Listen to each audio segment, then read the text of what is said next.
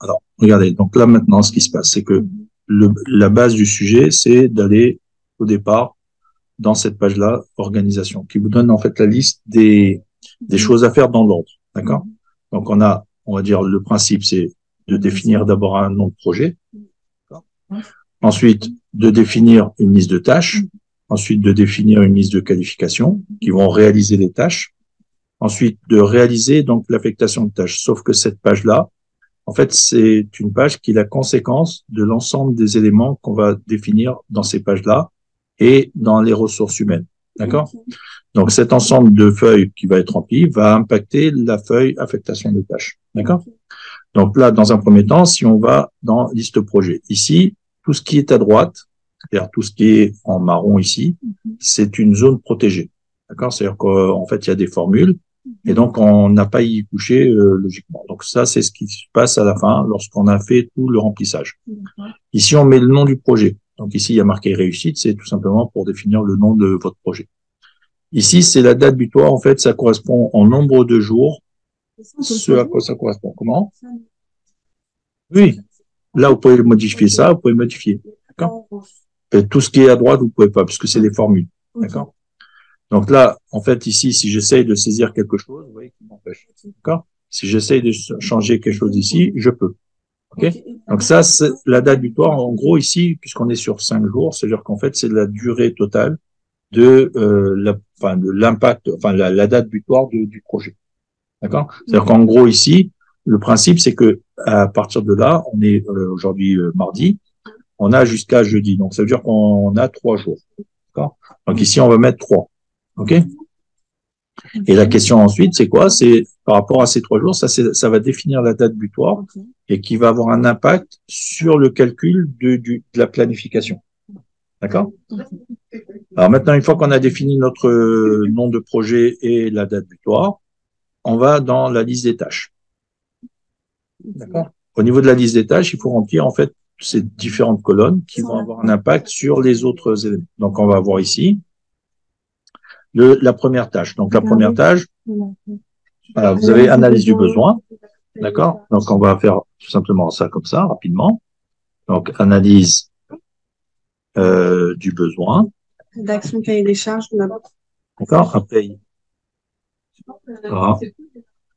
non, mais c'est normal. OK. Donc, ensuite, il y a rédaction du cahier, cahier des charges. OK. Ensuite, on a signature.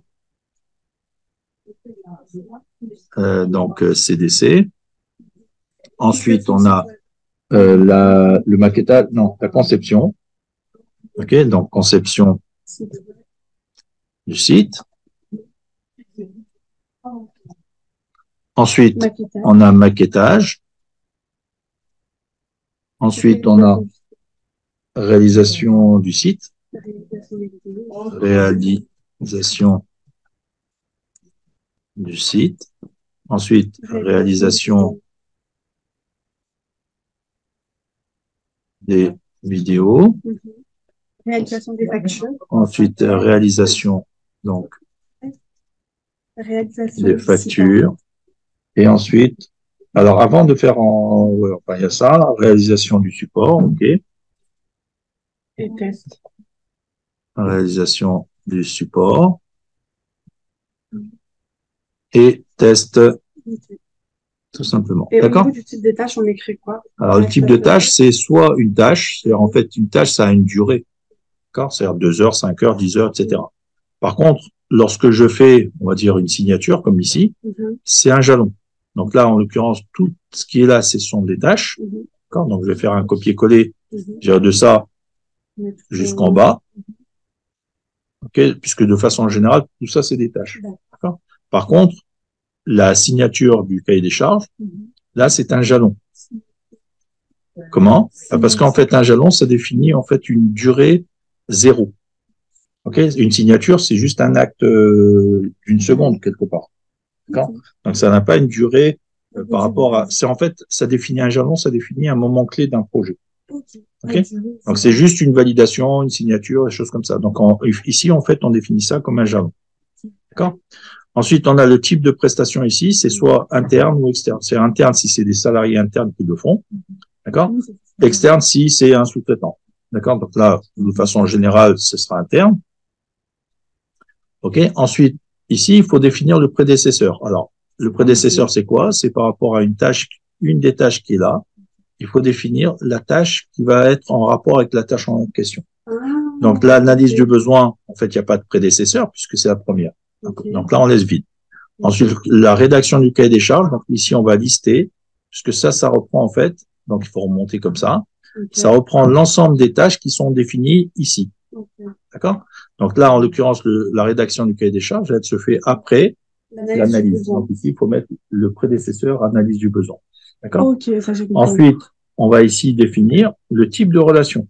C'est-à-dire que le type de relation, c'est soit que ça se fait après, c'est-à-dire que je dois finir l'analyse du besoin pour commencer la rédaction du cahier des charges, soit je le fais en même temps, c'est-à-dire que ça démarre en même temps, c'est début, soit ça se finit en même temps, à ce moment-là c'est fin à fin, soit c'est en rapport avec une relation qui est début-fin, c'est-à-dire je travaille et tant que je peux, je le fais, et si jamais il y a une autre tâche qui arrive, j'arrête. D'accord ? Donc là, vous avez 4 types de relations qui se trouvent ici, qui sont obligatoirement à mettre ici quelque part. D'accord? Puisque une tâche, elle est forcément en lien avec autre chose. Donc, en l'occurrence, ici, l'analyse du besoin, c'est, je dois attendre la fin de l'analyse, enfin, l'analyse du besoin pour faire le cahier des charges. Ici, c'est FD. C'est fin début. Fin début? Fin début, c'est FD. Début, c'est DD. FF, c'est fin. Et DF, c'est début-fin. Donc, c'est les 4 types de relations qu'on a dans le cadre des tâches. Comment? DF, début-fin. En fait, les lettres, c'est soit, en fait, ça définit le début et la fin d'une tâche. Et suivant le cas, c'est un des 4 cas. D'accord? Donc, en fonction de ça, en fait, on va ici mettre la logique de la tâche par rapport à celle qu'on est en train de lier. Donc, en l'occurrence ici, si l'analyse du besoin était à faire potentiellement en rapport avec la rédaction du cahier des charges en même temps, ici, on aurait mis début.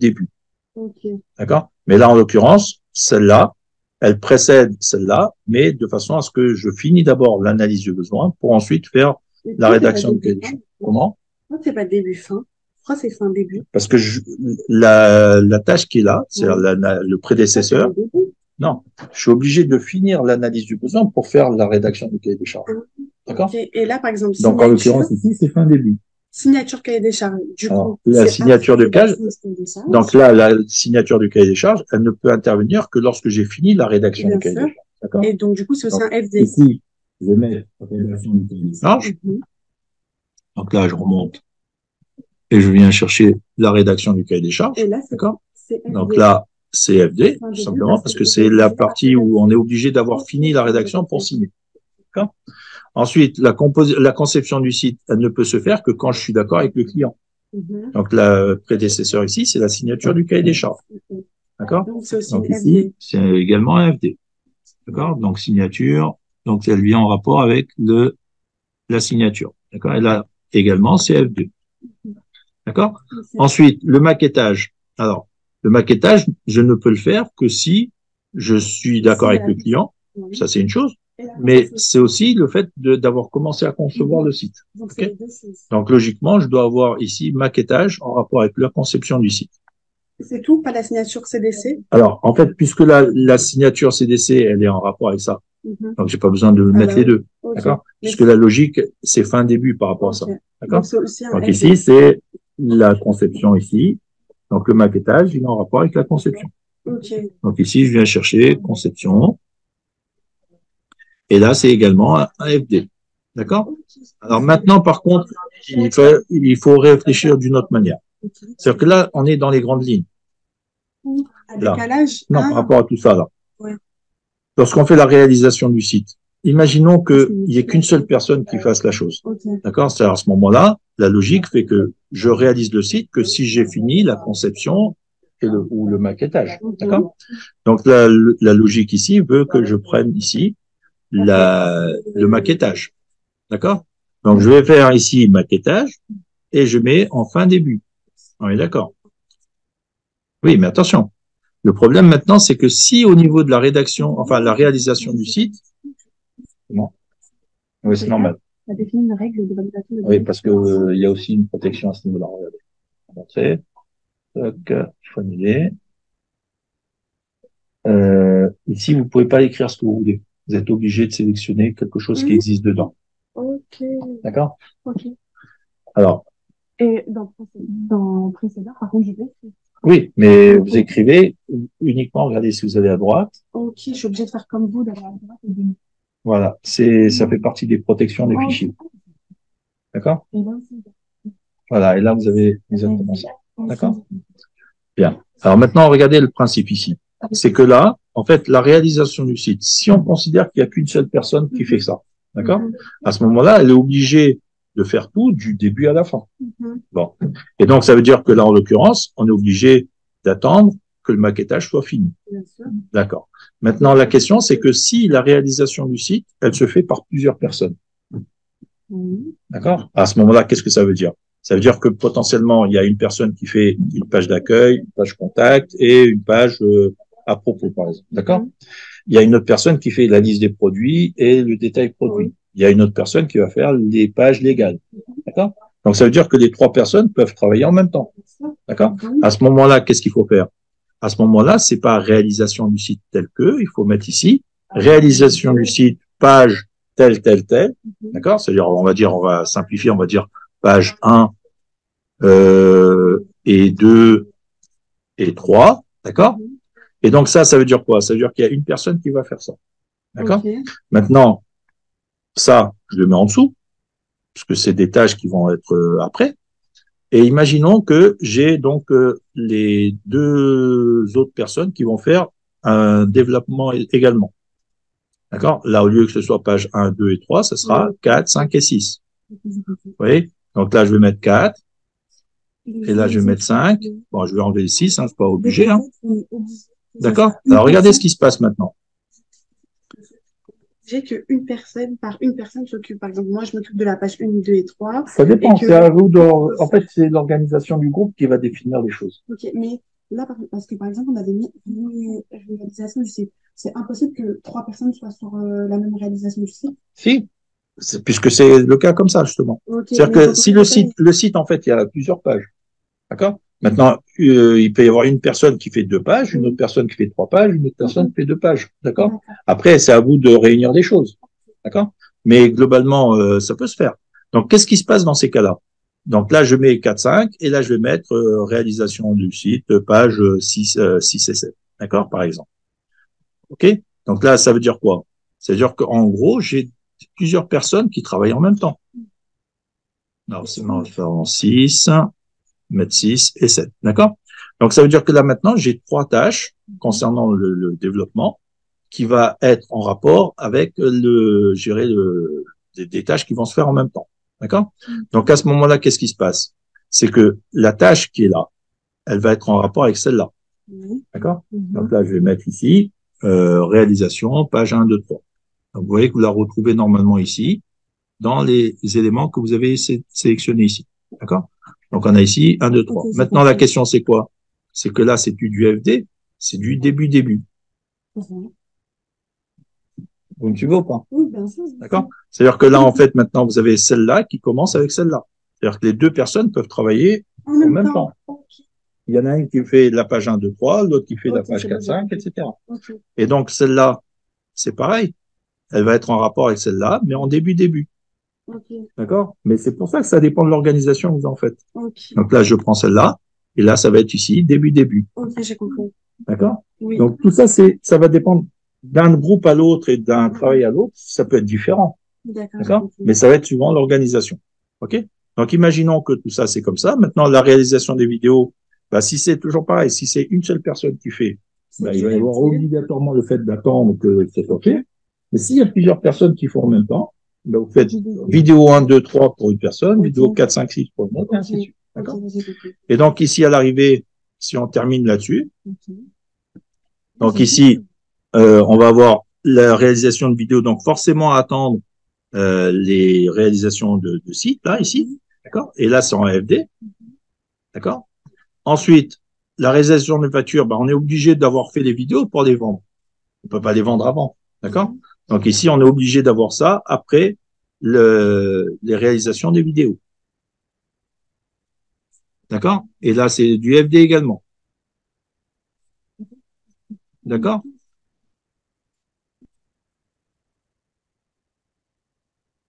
C'est du DD. Voilà. Suivant le temps et suivant la disponibilité, vous êtes obligé d'attendre et donc c'est du FD. D'accord? Et ensuite, la réalisation du support, c'est pareil. Là, ça peut être fait en même temps que les autres. D'accord? Après, c'est à vous de voir comment vous organisez. D'accord? Mais globalement, si je prends une logique ici, réalisation du support, je vais la faire après la réalisation des vidéos. D'accord? Par exemple, hein, c'est un exemple.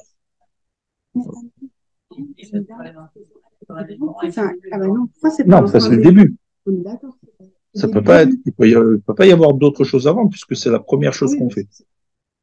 On peut pas, ouais, exactement, il n'y a rien d'autre. D'accord? Donc là, la réalisation du support, c'est en FD ici, et les tests, ça vient après la réalisation du site. D'accord? Donc la réalisation du site, donc ça veut dire les dernières pages, hein, forcément. OK? Et donc ici, on doit mettre FD. D'accord? Alors maintenant, regardez, qu'est-ce que ça fait à l'arrivée? Là, maintenant, on a fait ici la définition des tâches, le fait que ce soit une tâche ou un jalon, le fait que ce soit interne ou externe, et les prédécesseurs, et là, ici, le type de relation par rapport aux différentes tâches. D'accord? Ici, qu'est-ce qui se passe? Le décalage, c'est si jamais vous avez du retard. D'accord? C'est-à-dire que s'il y a, par exemple, 1 heure de retard ou 2 heures de retard ou peu importe, ici, vous mettez 1, 2, 3, 5, suivant ce que c'est. D'accord? Si vous avez de l'avance, c'est-à-dire dans l'autre sens. Si vous avez de l'avance, à ce moment-là, vous faites -2, etc. D'accord? Ça dépend de ce que vous avez comme, je dirais, globalement comme sujet. Alors maintenant, la question, c'est quoi? C'est des tâches, c'est des durées. D'accord? C'est le plus important ici. Eh ben, là, il va falloir définir les durées pour chaque tâche. Donc, imaginons que l'analyse, elle prenne 4 heures. D'accord? Donc, ici, vous mettez 4. Vous ne mettez pas 4 heures. D'accord? Regardez, là, je mets 4 ou 5. Vous voyez, je saisis 5, je valide. D'accord? Il ne faut pas écrire 5 heures parce que sinon, si vous mettez 5 heures, regardez ce que ça fait. Je vous empêche de le faire. D'accord? C'est-à-dire qu'en fait, vous êtes obligé de mettre 5, c'est un nombre. D'accord? Et le heure, c'est le format de la cellule qui est défini simplement. Donc, c'est pour ça qu'il y a une protection, simplement. D'accord? Alors maintenant, si on continue, la deuxième tâche, alors je vais juste décaler un petit peu pour qu'on voit la tâche que c'est.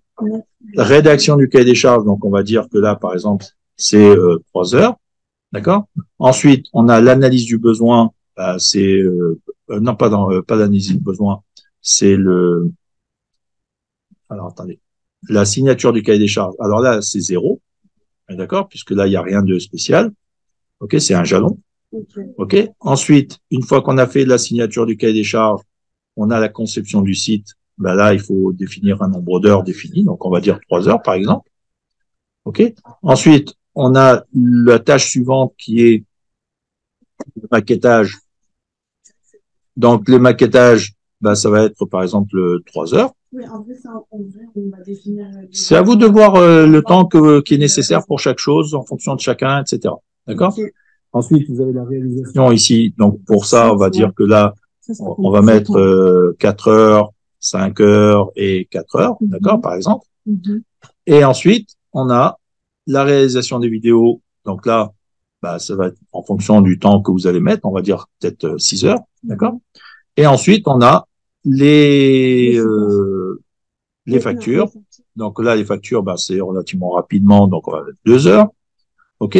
Et ensuite, on a la réalisation du support. C'est pareil, on va dire 3 heures en gros. Et après, vous avez les tests, on dit 2 heures. D'accord? Et la dernière, oui. Le test, c'est pas fin. Pardon? Le support, c'est pas c'est pas fin. Non, c'est fin début par rapport à la réalisation du site. D'accord? Parce que vous êtes obligé de finir le site pour faire le test. Okay. Donc, on ne peut pas faire autrement. D'accord? Okay, j'ai compris. Alors maintenant, regardez. Donc ça, c'est par rapport aux durées. Ensuite, on a les ressources humaines. D'accord? Alors, le problème ici, c'est que les ressources humaines, il n'y en a pas encore. Donc, il va falloir les remplir. Okay. Donc, on vient ici dans LR, ici, liste RH. D'accord? On a ici liste qualification pour lesquelles il y a déjà des qualifications définies. D'accord? Donc, il y a chef de projet MOE, développeur, designer, testeur, chef de projet MOA, etc. D'accord? La question maintenant, c'est quoi? C'est que tout ce qui est en marron, on n'y touche pas, puisque c'est des formules. Vous voyez que là, il y a des formules. Okay, et ici, il faut définir un taux journalier. D'accord? Donc là, il y a des taux indicatifs, mais on peut les changer suivant, on va dire, ce qu'on veut mettre. Okay, là, ce qu'il faut rajouter simplement, c'est que là, on est, du point de vue du chef de projet MOA, dans le groupe, il n'y en a pas, puisque vous êtes réalisateur. Donc ici, à la place de ça, on va mettre le monteur vidéo. D'accord? Voilà. Et là, on a ici, par exemple, on va mettre 350. Et donc, ça définit ici, suivant le taux journalier moyen, le tarif horaire et le tarif du quart d'heure. D'accord? Parce qu'en fait, les durées sont au quart d'heure près. Alors maintenant, une fois qu'on a défini les qualifications et tout à l'heure les tâches, comment? Voilà, c'est ça. Alors regardez, donc maintenant, je vais définir ici les noms des personnes avec les qualifications. Et là, par rapport à un groupe, il faut définir pour une personne toutes les qualifications définies. D'accord? C'est-à-dire que chaque personne est capable de faire tout. Ça va? Donc ici, si je mets par exemple David, donc David, ici, je vais mettre la qualification de tout ce qui est défini comme qualification. Ah, tout? Parce que nous, par exemple, on a juste... Non, en fait, il devait mettre, parce qu'en fait, à un moment donné, je vais faire ça, à un autre moment, je vais faire ça, et à un autre moment, je vais faire autre chose. D'accord? Donc, en gros, je vais prendre ici la liste des qualifications que j'ai là. D'accord? Je prends tout ça, et je fais copier, et je viens ici dans liste RH, et je fais coller ici. D'accord? Et là, je viens prendre le premier nom, et je le recopie autant de fois que j'ai de qualifications définies. Ça fait que maintenant, qu'est-ce qui se passe? En fait, ici, j'ai les différentes qualifications de façon objective. Là, j'ai le nom d'une personne du groupe. Et là, la personne en question, à un moment donné, elle sera chef de projet, un autre moment développeur, un designer, etc. D'accord? Donc, si j'ai un deuxième maintenant, j'ai par exemple Henri, qui est en deuxième personne du groupe. D'accord? Pareil, je prends tout ça, je le copie une deuxième fois ici. Et là, maintenant, je vais recopier ça autant de fois que j'ai de qualifications définies. OK? À partir de là, qu'est-ce qui se passe? Une personne peut faire tout. Okay. D'accord? Donc ici, maintenant, qu'est-ce qui se passe? Après, j'ai juste à définir le type de personnel ici. Donc, le type de personnel, c'est pareil si c'est interne ou externe. D'accord? Donc, on va mettre tout interne, je dirais, dans un premier temps. Voilà. Le risque, c'est quoi? En fait, le risque, ça va être en rapport avec l'estimation objective, ou en tout cas, plutôt subjective par rapport à comment une personne est dans le groupe. D'accord? Donc, si elle est là régulièrement, le risque il est minime. Si elle est là ou elle est absente régulièrement, le risque va augmenter. D'accord? Parce que si au début, je prévois, par exemple, 10 heures de travail et que le lendemain, la personne n'est pas là, ici, il est bien évident que le risque il va être de 50 ou 100%. D'accord? Par contre, si on travaille avec des personnes au fur et à mesure qui sont là et sans problème, le risque, il est minime. D'accord? C'est clair? C'est bon? Alors maintenant, une fois qu'on a fait tous ces remplissages, qu'est-ce qui se passe au niveau de l'affectation de tâches? Regardez. Donc là, on est dans la partie RH. Maintenant, on va dans l'affectation de tâches et tout est rempli. Regardez ce qui se passe au niveau de l'affectation de tâches. En fait, à gauche, vous avez la liste des tâches qui ont été classées. D'accord? Donc, de façon automatique. OK? Ensuite, on a le type de tâche, si c'est une tâche ou un jalon. Donc, on voit que la signature, par exemple, c'est un jalon. OK?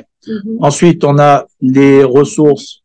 Mais là, les risques, ça s'affiche pas, vous avez vu? Non, parce que j'ai pas mis de risque. Vous n'avez pas encore rempli. J'ai mis 0. D'accord? Mais le risque, ça se met au fur et à mesure. D'accord? Suivant ce qui se passe. Alors, ensuite, on a les prédécesseurs. D'accord?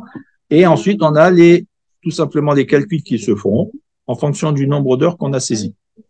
D'accord? Et là, qu'est-ce qui se passe? Là, on voit le diagramme de Gantt qui se dessine. D'accord? C'est trop bien. Donc, ici, on a les tâches. Vous voyez là, le losange en rouge, ça définit comment on appelle ça, le jalon. D'accord? Et donc, ici, vous avez, donc, suivant les tâches, comment elles ont été définies en début, fin, début, etc., elles viennent se mettre comme ça. Donc, regardez maintenant ce qui se passe au niveau des tâches, notamment de ce qu'on a défini pour le développement. Vous voyez que les 3 tâches, elles sont en début. D'accord? Ça veut dire que les 3 tâches peuvent commencer en même temps. D'accord? Il y en a une qui fait 3 heures, l'autre qui fait 4 heures, l'autre qui fait 3 heures, mais les 3 commencent en même temps. Okay? Donc, ça veut dire quoi? Ça veut dire que là, maintenant, par rapport à ces 3 tâches-là, du fait que j'ai 3 personnes de disponibles et que les 3 peuvent faire ce travail-là, bah, elles peuvent commencer en même temps. Et donc, ça veut dire qu'on gagne du temps sur la fin du projet. Parce que si on devait attendre, on va dire, le travail effectif de ça pour faire cette tâche-là qui est là, elle aurait dû commencer ici, donc avec un décalage. Et l'autre qui est là, elle aurait dû commencer après celle-là. Vous voyez ce que je veux dire? D'accord? Et donc, à l'arrivée, en fait, toutes les relations qu'on met FD, DD, fin FF, etc., c'est pour gérer justement cet ensemble-là. D'accord? Et à l'arrivée, regardez ici, on a les tâches, vous voyez là, par exemple, celle-là, on voit que celle-là, elle est fin début par rapport à celle-là. C'est-à-dire que là, en fait, ça correspond au test, d'accord? Qui est fin début, enfin, par rapport à la dernière qui est là. D'accord? Alors maintenant, la question. Et, hop, on va monter. Alors ici, on fait l'analyse. C'est le chef de projet. Ensuite, donc là, rédaction, c'est également le chef de projet. Hein. Ensuite, la signature, c'est le chef de projet.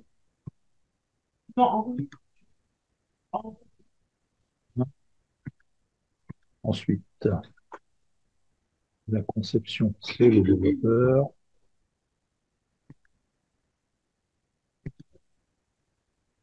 OK.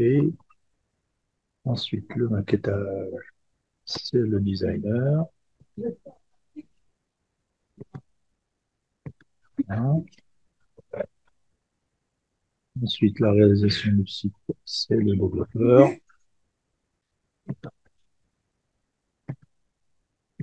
Hein. Et là, comme on commence en même temps, on va voir le deuxième qui est là.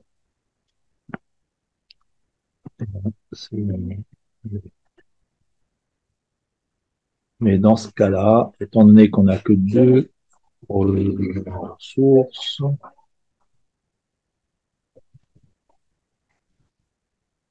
et on est obligé de faire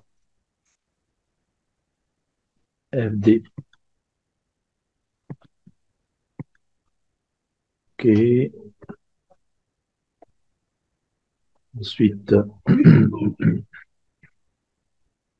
réalisation de vidéo, c'est le moteur.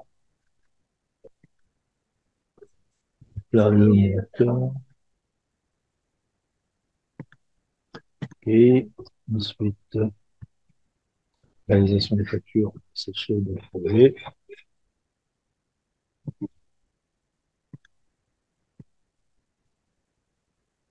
Ensuite, en réalisation du support.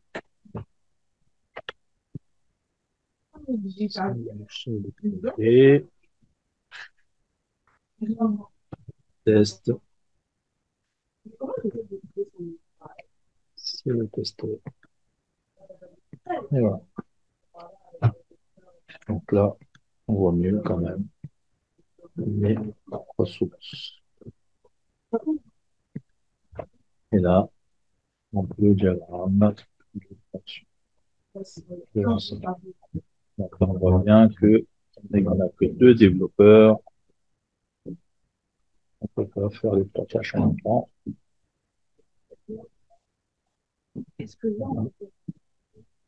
Donc là, on a bien déroulé les tâches en fonction de la disponibilité des personnes. Donc ici,